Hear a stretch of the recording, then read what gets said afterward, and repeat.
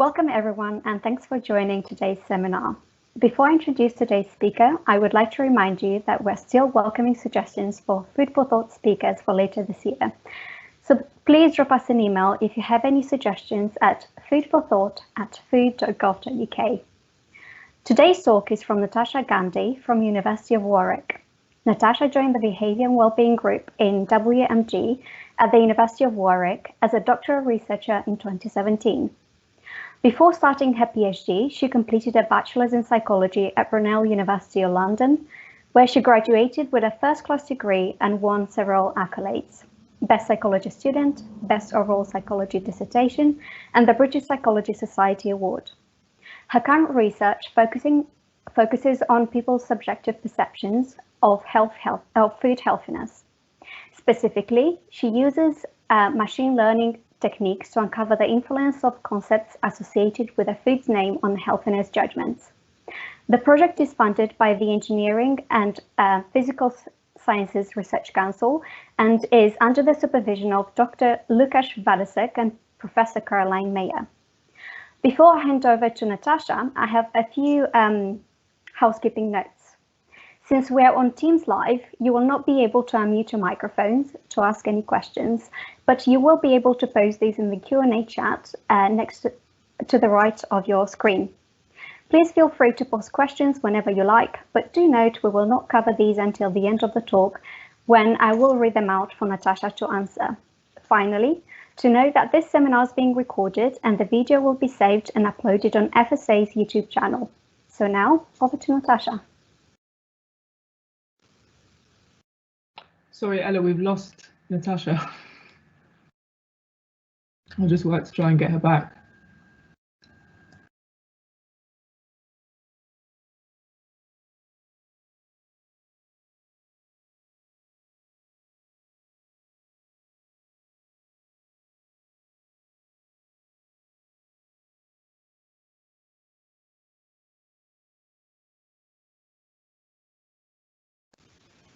I think we've got her. If you just unmute yourself. Hi, sorry, I don't know what happened there. I could hear repeated. Could hear your voice twice. Okay.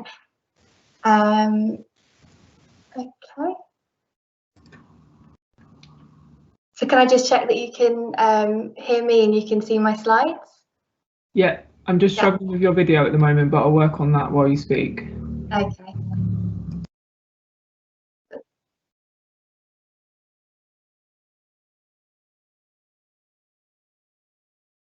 Yeah, I could. Okay. I could hear everything twice, so I thought something had gone wrong. No, that's all good to go. Okay, good. Hi,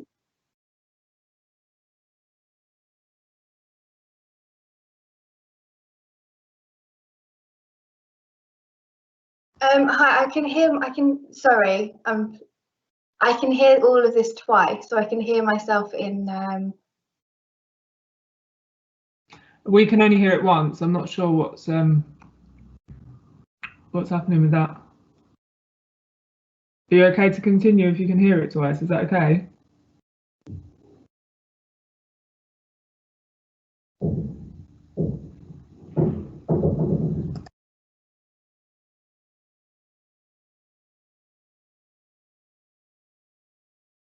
Okay, I'll just start.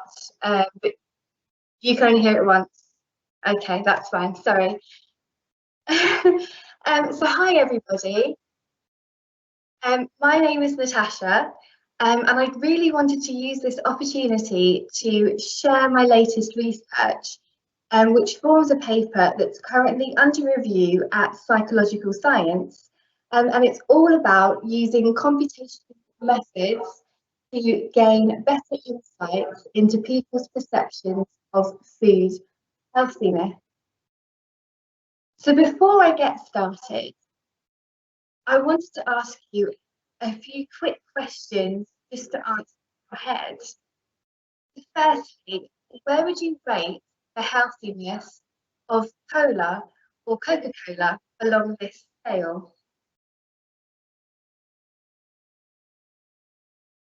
And what about for aloe vera juice?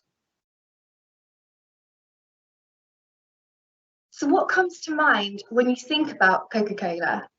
For me, I think about other similar drinks like Pepsi or Diet Coke and the fact that they're all fizzy drinks. I'd also maybe think that it might contain sugar or aspartame, and obesity comes to mind. And it reminds me of Christmas and the iconic ad. And it's also the drink that I like to get when I go to McDonald's or other restaurants. I have completely different associations for aloe vera juice than for Coca-Cola. So here, I'm thinking about the fact it comes from a plant, so it's natural. I know that aloe vera juice is good for the skin, at least my grandma says so. And it's also in a lot of the sun products. And I think there's alleged health benefits too. So I assume that an aloe vera drink is relatively healthy too, although it probably doesn't taste of much. So I could ask you about any food, Brussels sprouts, donuts, lasagna, and I'm sure lots of different things would come to mind about them. Thoughts about their taste, nutrition, memories from when you last had them, similar foods, or what you would eat it with. Given all of this rich information in our head, how do we filter the relevant stuff to make healthiness judgments for any food? Better yet, how are we able to evaluate the healthiness of our overall diet over a period like a week, month, or longer? So we could ask people. A lot of studies and research in this area does, or presumes that people can do this. I've got a couple of examples, one taken from a recent report that I found on the FSA website, which is on the left, and another from a classic psychology paper about motivators of food choice. And essentially, these survey questions require people to reflect on the food choices that they've made and choose from a narrow list of options. Other methods include showing people nutrient content or labelling formats of foods and running regressions to see what nutrients, like sugar, or rules of thumb, like amount of cream, best explains their responses. They may even ask people to choose between two food items and see what nutrients people trade off. So would they think that the healthier option has a lower sugar content but higher amounts of salt? But if we were to take a step back and look at the overall picture of making a healthiness judgment, you've got a person's final judgment or decision at the top, and this is essentially the process that leads to the food item being chosen.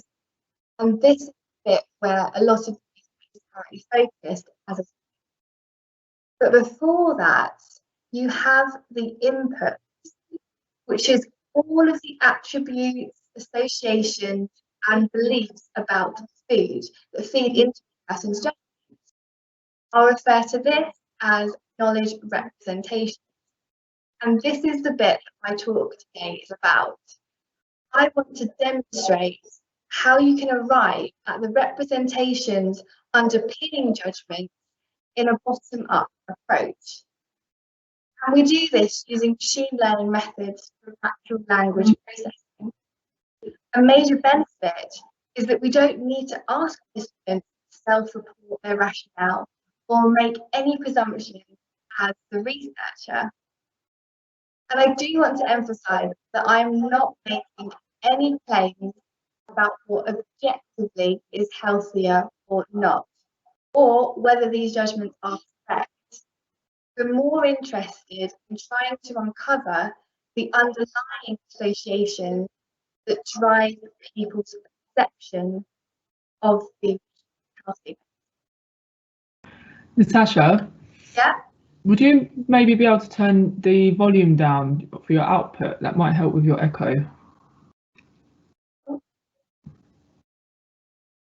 Sorry. So it's not your fault. I'm not sure why you're getting an echo, but I know that some people saying they can hear it. Just to So how do I do that? maybe just your PC output volume. You might not be able to hear us too well at the moment, but you won't need that until the end.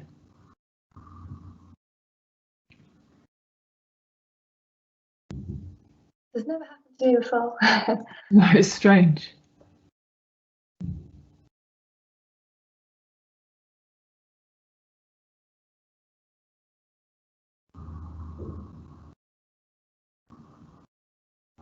That might work a bit better now. Are you still hearing me twice? Yeah, I'm hearing everything twice. Okay, speakers and telephone. Can you hear me now? Yeah, we can hear you. We can hear you quite well. Okay, and has everybody got an echo? No. Oh, okay, I can't hear anything twice now. Oh, Oh, good. Okay, hopefully that sorted things. Sorry, everybody. oh no, I'm hearing you twice. Oh, no.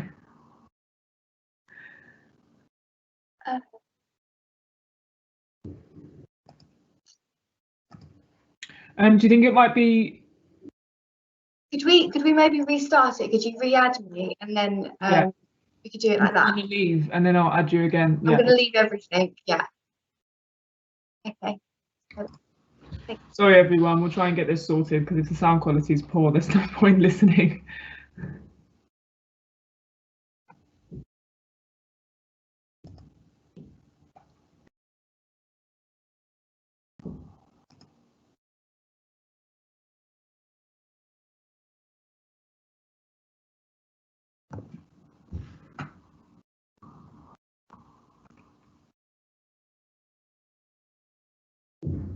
Hello? Hi, how's that? I can hear it just delayed about 10 seconds or so. So Better than an echo. no, at the moment it's fine. I'm just waiting for it to come if it comes. But no, this is fine. Right. Do you want me to start again or start from where I was or? I think you should be okay. We had some comments about poor sound, but if we try to start from there and if we've got any questions or people want to watch the recording, they can. Okay, that's fine. It was a bit. Okay, so let me.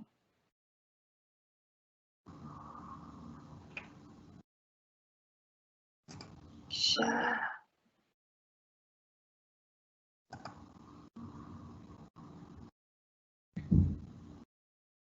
I mean, if you want to go back to where you're comfortable with starting, you might want to. Okay, I'll go back to here. Okay, so yeah, so okay, the reason that this is important is because associations can be biased, causing systematic errors in healthiness perceptions. So what this means is people are likely to be making predictable mistakes. So for example, disregarding sugar from fruit because it's seen as naturally occurring, or believing that raw milk is healthier than pasteurized milk because it's less processed. And we make healthiness judgments on a daily basis, like when we choose a sandwich, drink, or snack as part of a meal deal, or decide to have lots of treats at the weekend because we were healthy all week. But as a result of overestimating the healthiness of certain foods, people may be inadvertently consuming more calories, salt, and sugar than they think, and increasing their risk of diabetes or other health conditions. So we believe that it's important to know more about how people make these judgments, because if we can determine the beliefs that lead to overestimations of healthiness, then we can provide evidence to nutritional experts and policymakers so they can tailor interventions to effectively address common misperceptions about certain foods or drinks. So in our research, we do use participants, but our study design is very simple. I've got a number of studies that I want to share with you today, but I'll start with study 1A and 1B for now. So in study 1A, we had 134 participants from the general public, and in study 1B, we recruited 19 registered dietitians from the UK. So all participants had to do is rate 172 food items on a scale of -100 to +100, or extremely unhealthy to extremely healthy. And that's no different to what I asked you at the beginning. So both sets of participants were only given the names of the foods to make their judgments. The only difference was that participants from study 1A were lay decision makers, and in 1B, the dietitians would all have high nutritional knowledge. So let me show you a sample of our food stimuli and also how participants from study 1A rated the healthiness of these foods along that -100 to 100 scale. And note that we took the mean ratings for each food. Now, as you can see, these are as you might expect. So you've got fruits and vegetables like broccoli and apple with the highest healthiness ratings, and you've got things like French fries, lard, donut and cola as being rated the most unhealthy. So we have also included many foods as stimuli where the healthiness might be seen as more ambiguous, like peanut butter, honey, and lasagna. So you can also see that aloe vera juice is rated relatively healthy, around 50, and Coke is rated rather unhealthy, around -80. And this is despite them not having too dissimilar nutrient content values for those key nutrients, if you can remember from that earlier slide. So the aim of our research is to see whether we can accurately reflect people's healthiness judgments as shown here. And to do this, we test the predictive ability of 3 models. So I'll explain the simplest or most familiar model first, which is our nutrient model. Here, we used the nutrient content values for each food to make an out-of-sample prediction. We included 11 nutrients, which were food calorie content, amounts of fat, saturates, sugar, salt, and protein per 100 grams. And we also coded for the traffic light colours that are given for fat, saturates, salt, and sugar. And note that we use the same nutrients in the nutrient model for all conditions that I'll be discussing in this talk. And these actual nutrient values were taken from the US Department of Agriculture Food Central database. So now for the second model, and this is what we're really interested in.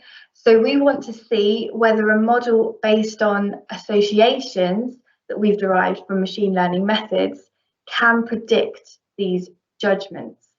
So our approach uses word embeddings, and some of you may have heard of these before, but I'll provide a bit of context for everyone else. So word embeddings are a natural language processing technique, and even if you've not heard of them, I bet that you've seen them in use.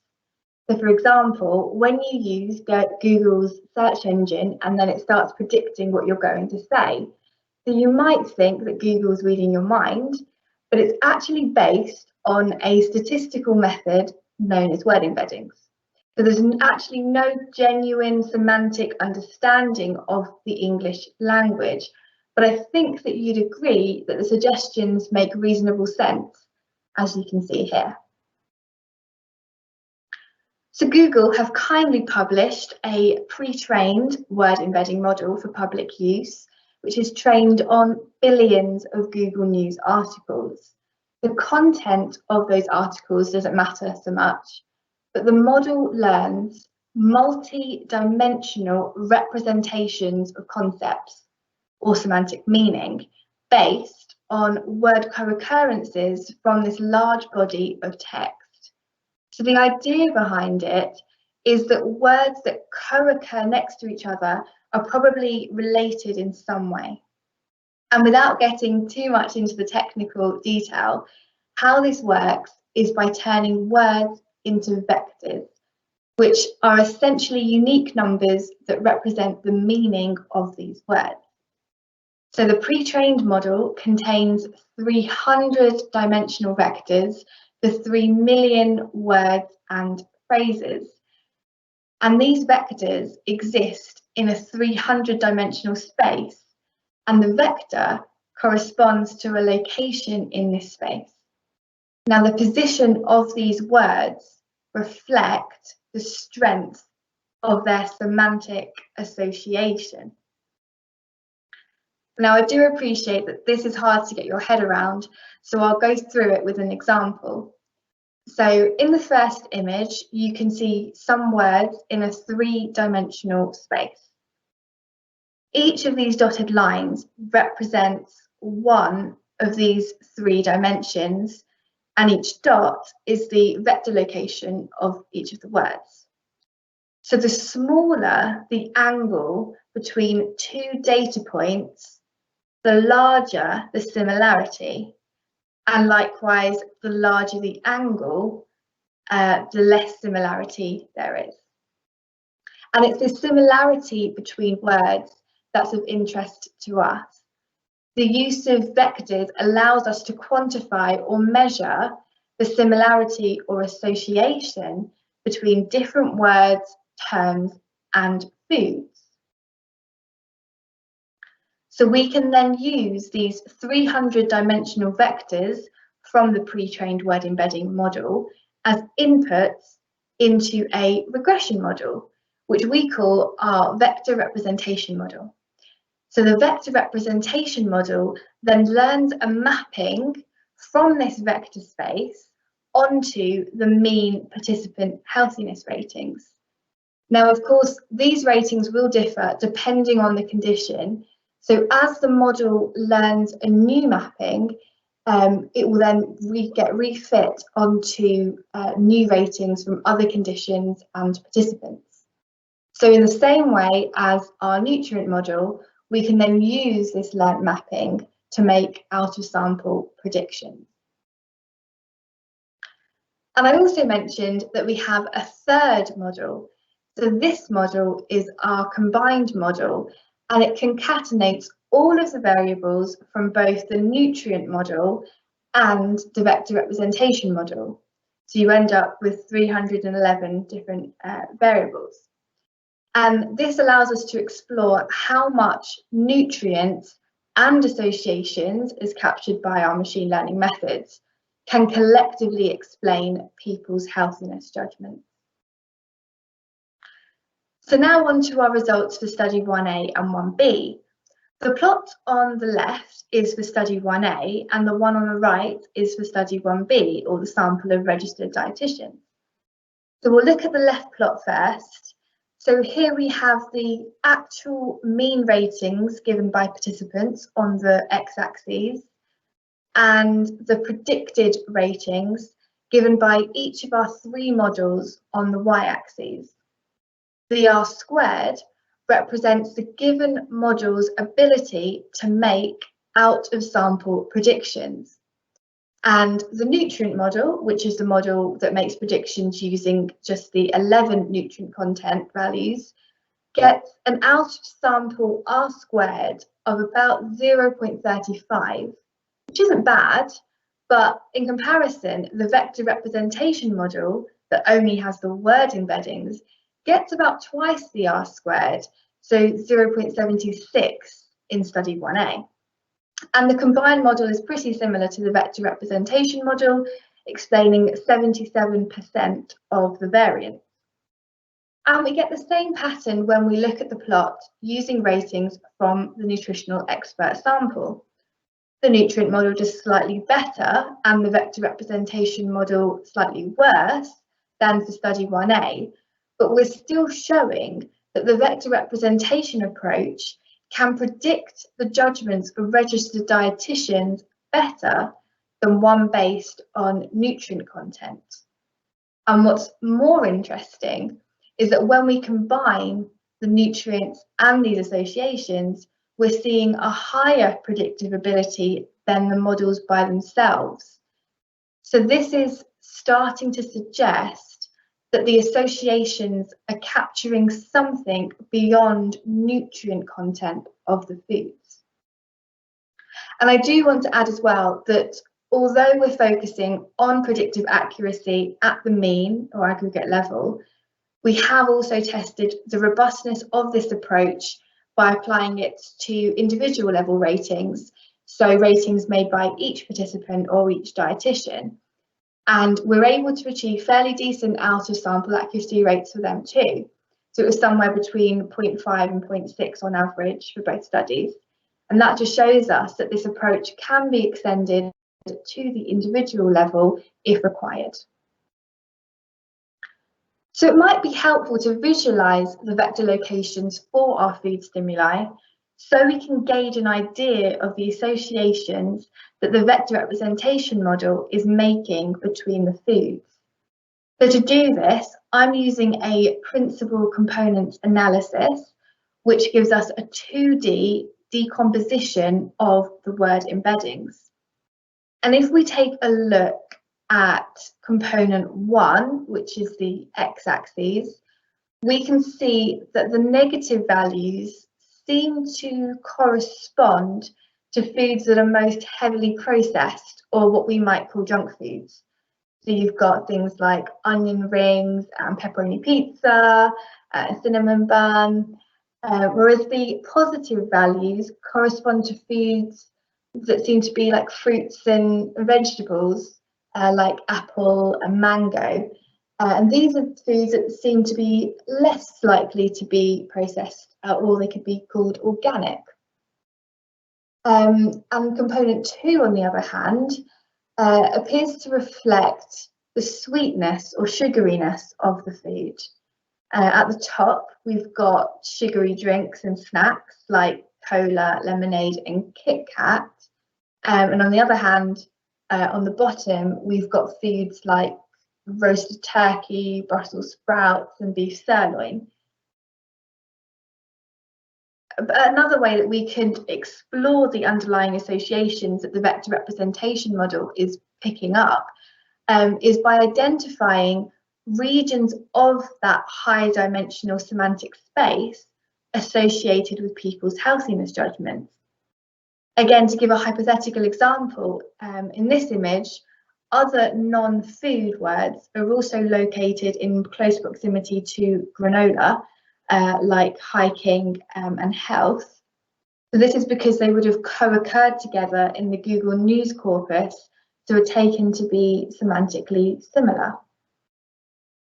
But to specifically learn what associations are related to people's healthiness judgments, we pass the vector representations of common words, but not necessarily foods, through the model that's already trained on participant food healthiness judgments. So this means that it can find the relevant dimensions used in that learned mapping. So here we use the ratings from study 1A. So in essence, these words tell us a little bit about how participants are making their judgment. As you can see with words like crop and agricultural or even organic, participants seem to be relying on associations with naturalness or rawness when they judge the healthiness of our foods. I think it's also quite telling how the word healthy came up, even though our model was never explicitly trained on that term. And we can also do the same for the words that were most associated with the unhealthy foods. So these words share the semantic space with the foods rated as unhealthy. They're definitely more ambiguous, but we can still see words that correspond to processed foods like sandwich, candy, maybe machine, maybe dough. But interestingly, we also see terms that appear to correspond to the social context in which less healthy foods may be consumed. So you can see promotion, birthday, couch, and midnight. And if you think about it, although some of these words do seem random or out of place, you can see a link between some of them to well-known fast food restaurants. So take toy, for example.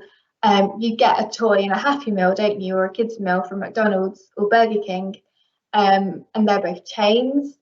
And you also see a lot of cartoons associated with ads for unhealthy foods. I remember Maltesers playing on the idea that unhealthy foods are naughty, and I think some of these words are definitely associated with morality or the idea of being bad. So just from this, we can see that these associations are definitely capturing something that lines up with how people think about healthy and unhealthy foods.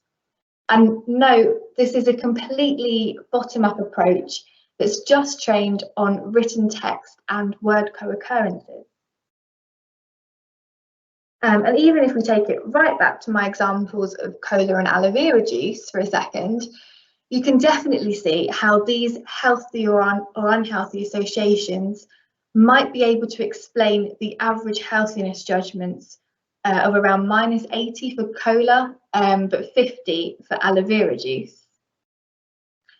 So that was study one, and basically showed us that word embeddings and our vector representation model can predict the foods that people think are healthy or not, even if they are biased. Ideally, we would hope that nutritional labelling that's provided on food packaging does get incorporated into people's judgments, and that they do consider the content of key nutrients like calories, fat, saturates, sugar, and salt when it's in front of them.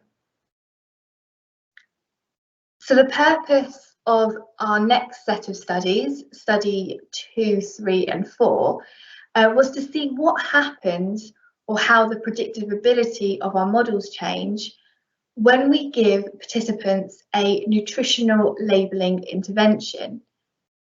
For each of these 3 studies, we recruited 200 different participants, so approximately 100 participants in each condition. And they were all lay decision makers, like in study 1A, with the only criteria being that they were over 18 and English speaking. And now the procedure was exactly the same as study 1A and 1B.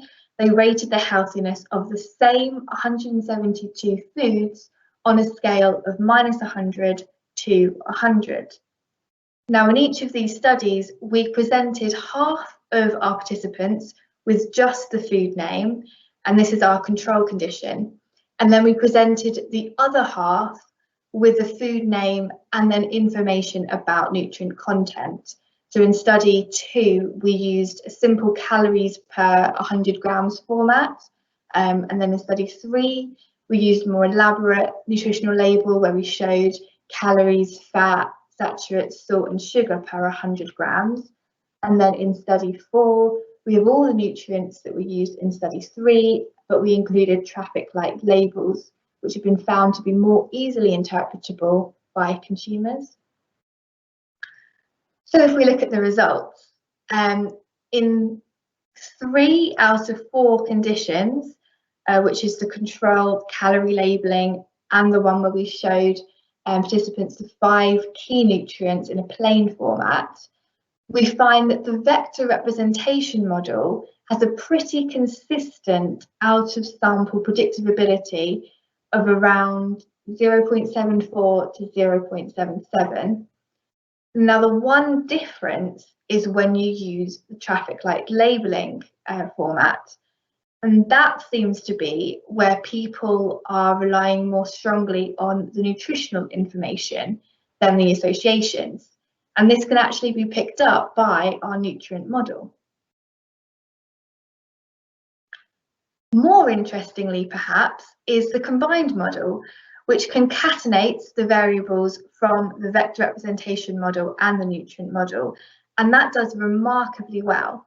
So you can see this in particular with the out of sample R squared of 0.91 in the traffic light labelling condition. And what this means is that we're able to accurately predict up to 91% of the variance in people's healthiness ratings for an unseen food. This is just by using associations as captured by the word embeddings and 11 nutrient variables. So I'll quickly just show you the mapping learnt from study 4 with the traffic light labelling condition.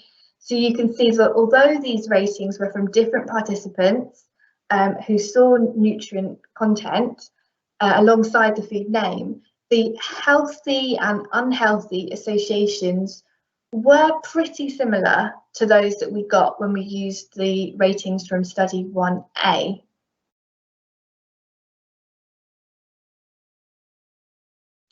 And I did also want to just add that you can aggregate participant ratings by food category as well, so not just by individual food names.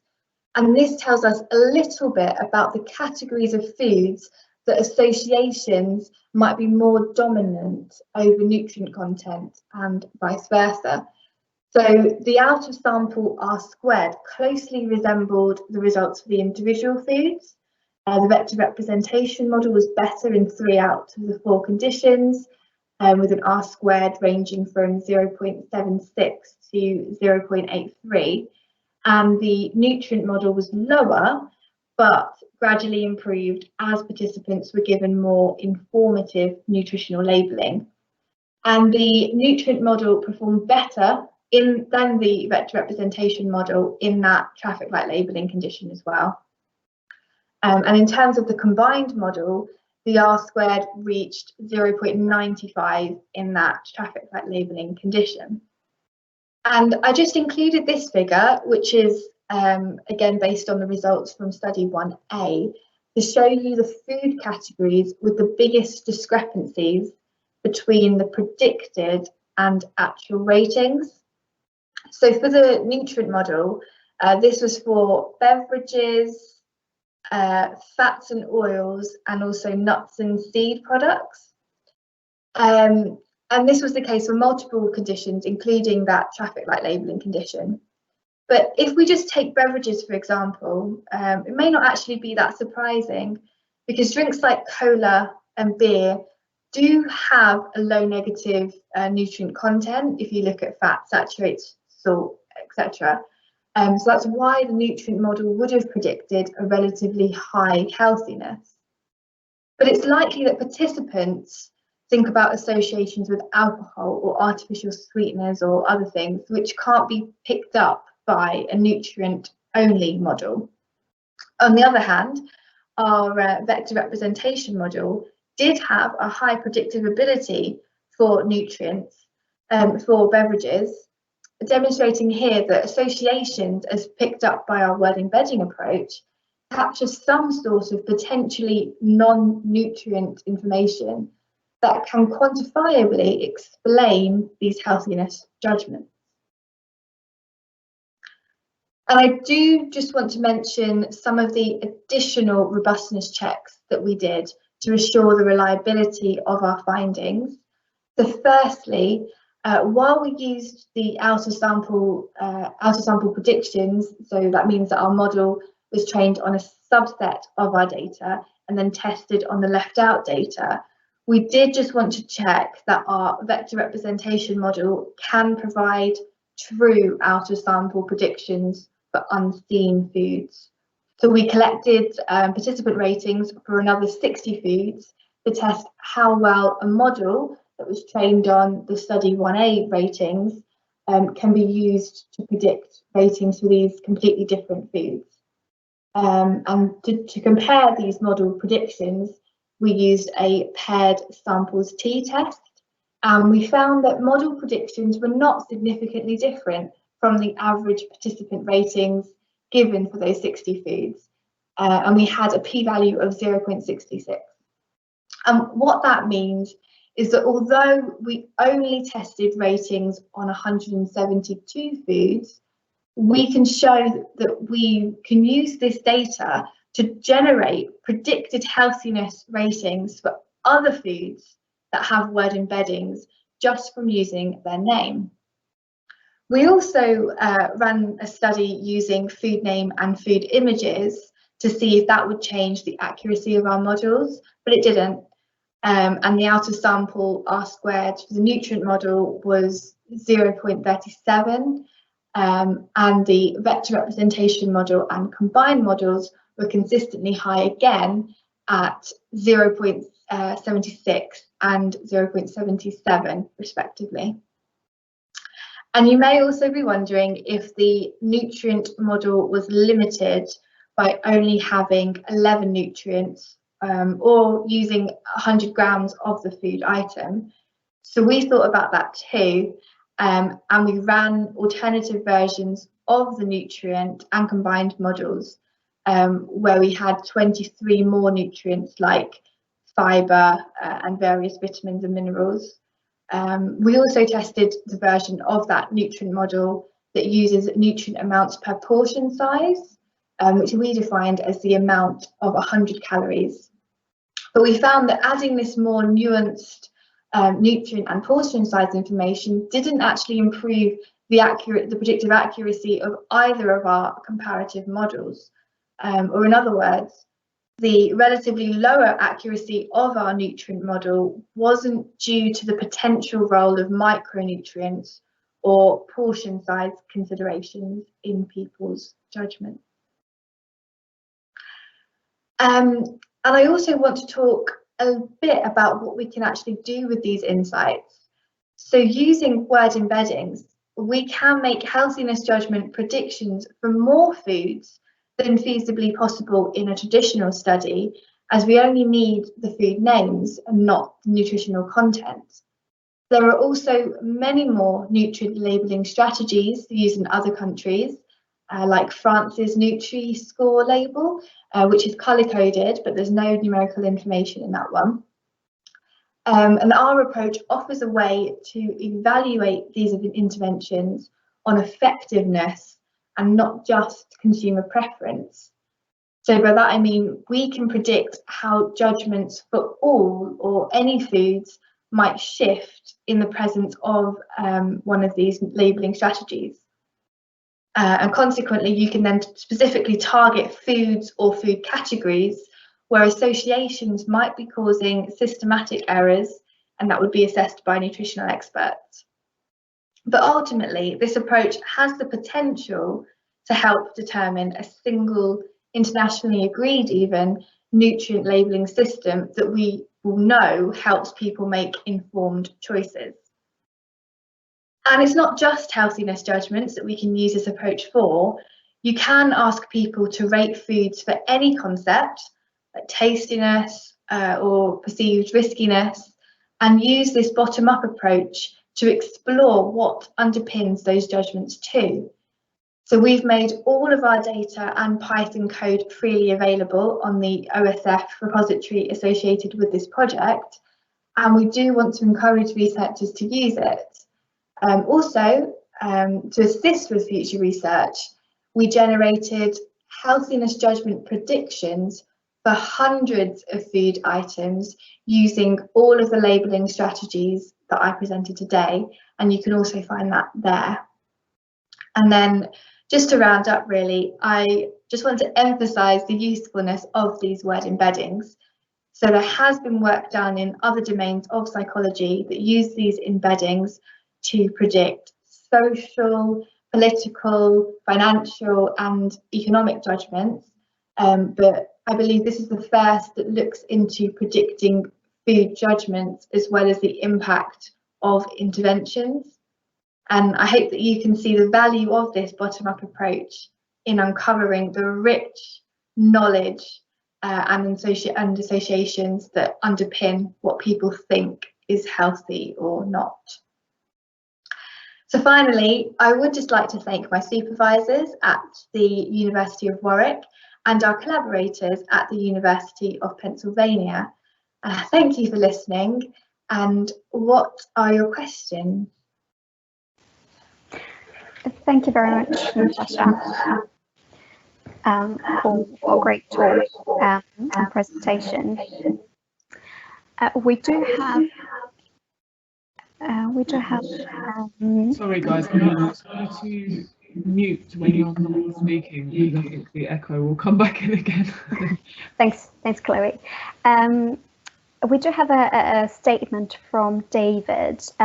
He's saying aloe vera juice is a poor choice, as there is an EFSA opinion about 3 years ago identifying safety concerns of some compounds, general toxicity in this. Yeah, that's fair enough. Yeah. Yeah, the reason I chose it is because we're more focused on what people think is healthy. So the objective healthiness of that, I agree with you that could be called into question, but people are still rating this. This was done last year. They're still rating aloe vera juice as healthy. So what you're saying there is, I think, really important, because we don't want people to be seeing that as a healthy food choice when they go into a supermarket if there are concerns. Does that answer that? Okay. Yeah, sure. It was sort of a statement that was made. Another question from, well, it was anonymous. Interested in why USDA nutrient data was used instead of UK label values or values from the UK composition of foods data set. Yeah, so we use, when we were running the study, we used the USDA data because it was updated more recently, and our collaborators are in Pennsylvania, so we kind of we chose that because it was more detailed as well, and we have generated the other predictions using the I think it's McCanson Windowson food conversation data from the UK data. So we have got run word embeddings using that data as well, but I'm just showing the USDA version. Thank you. Thanks, Natasha. The next question is, was the UK government nutrient profiling model considered as a way to rate the healthiness of the foods tested? This takes into account additional factors such as fiber and protein and fruit and veg content. Yes, so when I first started doing it, that was the plan, to use that the nutrient profiling model. But with these abstract representations of foods, like, you know, we were using words like apple and lasagna, so we weren't able to find for the fruit, vegetable and nut content like an actual percentage, especially when some foods like apple it would be 100%, and other foods like lasagna we don't know how people are representing that in their minds. So we chose to focus just on nutrient content that we had in the database. But that would be a really good approach for future research. Thank you. Have you thought of using eye tracking to see what information they're using most to make a decision? The other studies have done that. We've not personally, because the focus on our PhD was to look at these underlying judgments. But what the eye tracking research is finding, or has found, is that people only look at the healthiness, the food labelling for foods that they already see as ambiguous or unhealthy. So if you think that this food is healthy when you go into a supermarket, you're just going to pick it up because you think, oh yes, you know, it's got avocado and chia seeds in it. So it's kind of the step before that where we're kind of looking at the initial judgments they're making before they then decide to look at the labelling or not. Thank you. Thanks, Natasha. Chloe says that we received a question by email, which I'll read out to you. Why use angle between points in semantic space rather than distance? It must lead to points that are in the same direction from the origin. being seen as similar to other points on the same straight line but far away? So we use cosine similarity. So I didn't want to get too much into the technical detail behind this, but basically it's kind of the same thing. Thank you. Another question from Anthony. Do brand development teams already use similar models to come up with brand names that will be perceived as healthier by consumers? I think you'd think so, but not to my knowledge. But I think these are all associations that we know. So I don't think that what I said today was surprising. I think a lot of it maybe made you think about brands or adverts that you've seen before, but we've never been able to quantify that. So we could say it if we really thought about it, or where we could look and we could say these things work, but we from a research perspective, we've never been able to uncover them in a bottom-up approach. Thank you. Also, just a comment from the audience. Thank you, Natasha, for an interesting presentation, despite the technical difficulties that you faced. One of the questions is, how important is it to assess how close public perception of healthy is it to the expert scientific opinion?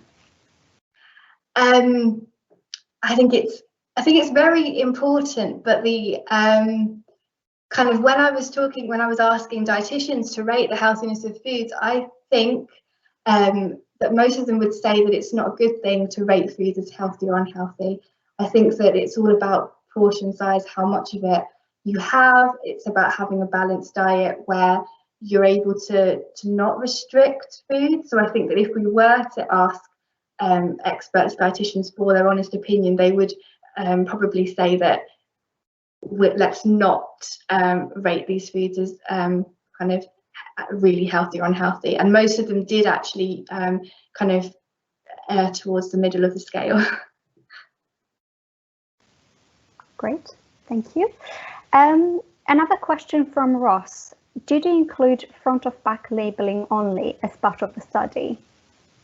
Yes, we included the front labeling only. We could run studies where we show the back, but it was more when you see the food item in the shop, for even non-health conscious consumers, what would they see? They would automatically see the traffic light labeling, and that would influence their decisions without them actually going through the process of trading off different nutrients to a more targeting that initial judgment. Thank you. Anthony seconds my comments. A really nice presentation with some great ideas, so thank you for that. And he is saying that he'd like to see a study along similar lines to assess how effective language use is in, so for example, safety announcement is affecting consumer perception. Yeah, definitely. And like I said, all my research, all my data, the code, everything is available to anybody. So if anyone wants to have a look at it, they can. Great, thank you, Natasha. Another question that we have here is the volume of products sold on the domestic market tracked in terms of healthy versus unhealthy products sold based on nutritional labeling? I don't know that the answer to that question. Yeah. If you'd like to follow up via email, whoever posted this question, it was anonymous, and you'd like an answer to that, please email it over to us, and we'd be happy to pick it up. Yeah, thank you, Chloe.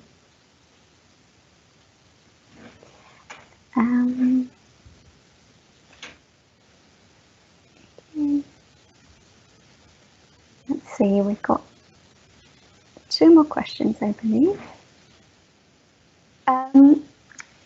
Public Health England nutritionist here would agree with the dietitian's option. The overall balance of the diet is more important than individual foods. Just a statement.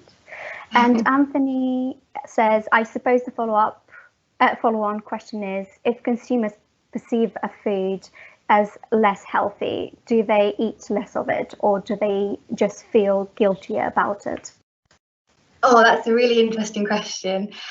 So the thing which I'm most concerned about, then there's two parts to that. So there's some, if people perceive or overestimate a food to be really healthy, they seem to think that they can eat loads of it. So if I think avocados are really healthy, I might then just kind of think, oh, I can have 2 a day, and it's just extra nutrition.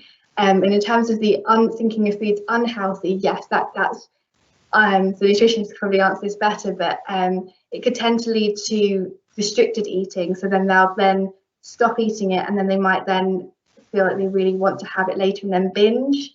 So it's kind of good to have a healthy relationship with all foods, and not restrict them just because they're unhealthy or healthy, I think. Okay. Thank you very much, Natasha, for a great talk, and you really tackled those many questions very well.